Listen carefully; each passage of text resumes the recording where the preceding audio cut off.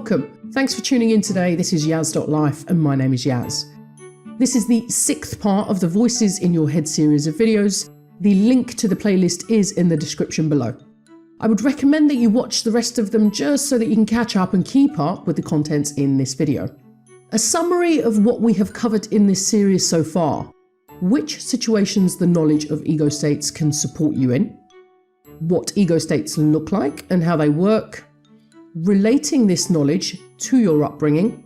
Observing yourself and others relating to thoughts, feelings and behaviours, specifically in relation to triggers and responses.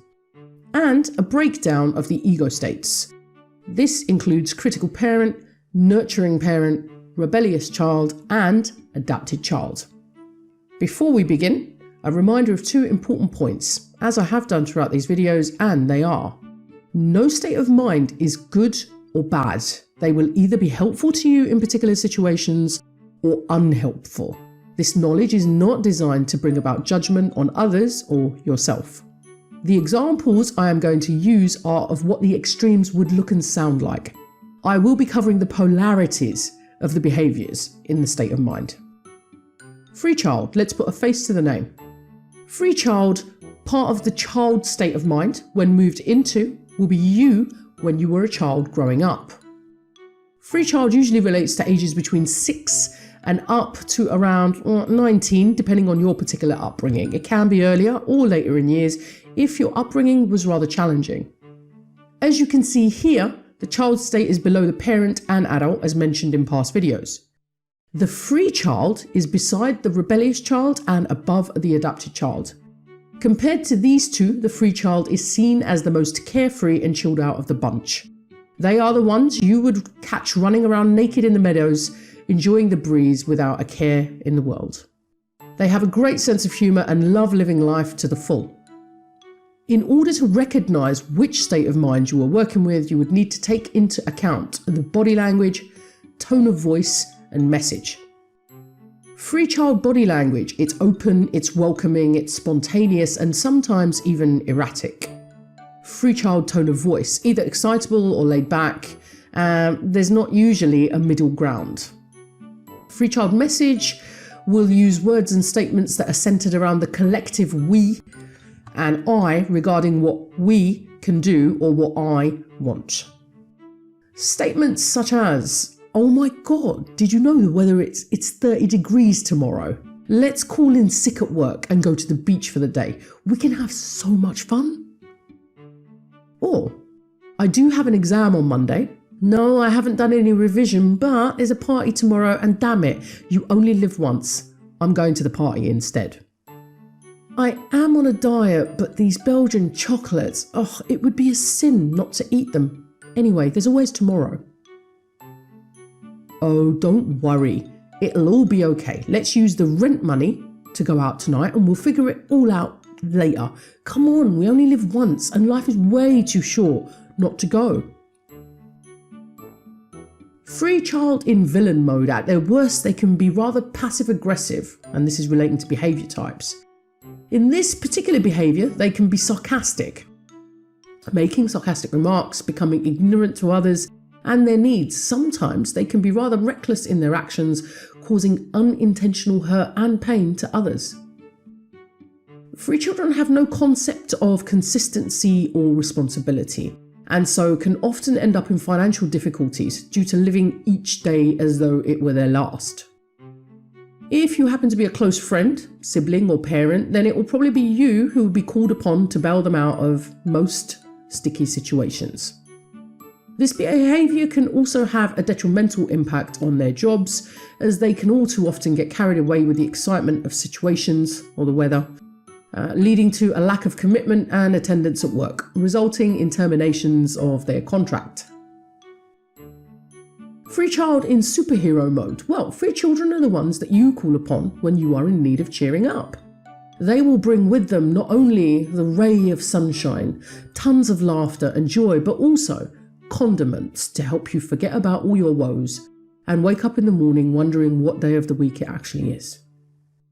Free children are the ones you invite to your party and watch them not only breathe life into it, but also get everyone else on board, making it a huge success. They are great at thinking outside of the box.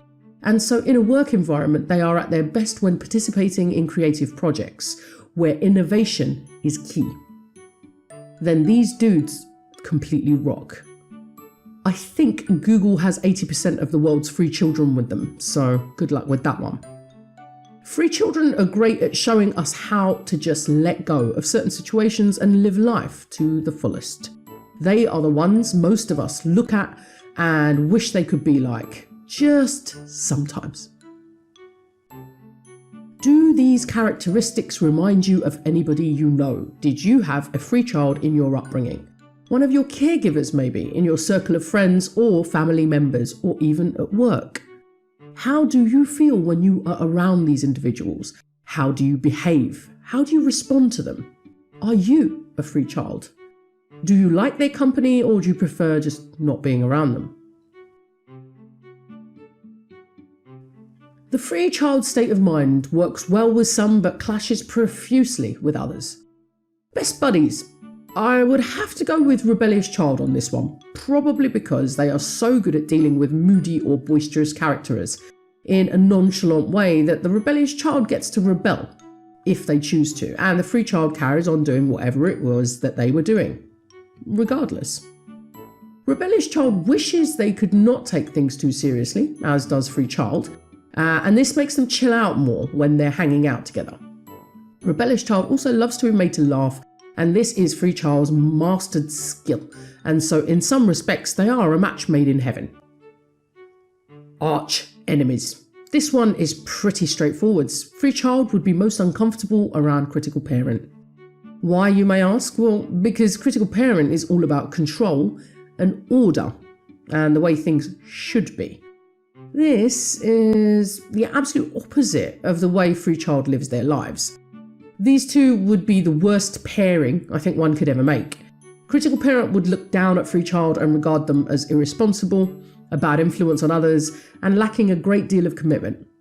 I really wouldn't want to be working on a project with these two, that's for sure. Effective interaction. Free child would do very well with nurturing parent as their counterpart. Nurturing parent has a soft, loving and understanding manner by which the free child can not only learn but actually prosper. If a free child is given a nurturing parent as a mentor, they would probably reach great heights.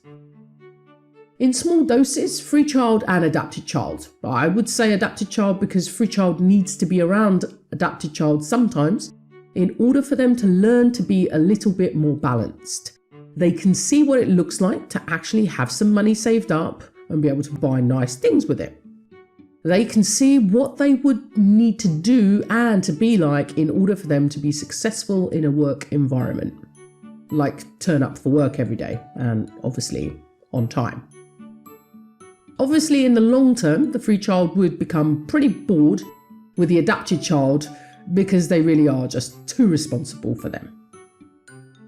Finishing up, answer as many of the questions asked throughout this video and use them to determine whether you have any free children in your environment, in your past and or your present.